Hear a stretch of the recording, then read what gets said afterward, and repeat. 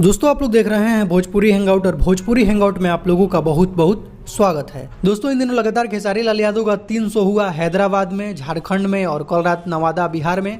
Show काफी ज्यादा चर्चा में रहा है क्योंकि खेसारी लाल यादव के फैंस ऐसे कारनामे कर जाते हैं कि शो चर्चा में हो जाता है। और साथ में दोस्तों स्टेज शो का काफी सारा वीडियोस भी आया था, आप लोगों ने काफी ज्यादा इंटरेस्ट लेकर उन सभी वीडियो को देखा। दोस्तों आप लोगों को बता दें कि खेसारी लाल यादव का एक और शो होने जा रहा है 7 तारीख को, यानी 7 नवंबर को, आज से 5 दिन बाद। दोस्तों ये शो होगा बक्सर बिहार में और ये शो सनातन संस्कृति समागम के द्वारा कराया जा रहा है, जो कि एक धार्मिक शो है। 7 तारीख से 15 तारीख तक ये कार्यक्रम चलेगा, जिसमें पहले ही दिन 7 तारीख को खेसारी लाल यादव का वहां पर आगमन हो रहा है। शाम 6 बजे से आप लोग वहां पर खेसारी लाल यादव का स्टेज शो देख पाएंगे, जो कि एक धार्मिक शो है। एग्जैक्ट एड्रेस आप लोगों को बता दे, अहिल्या धाम अहिरौली बक्सर में ये शो होने वाला है। तो जो भी आसपास के हैं आप लोग जाकर उस शो को देख सकते हैं।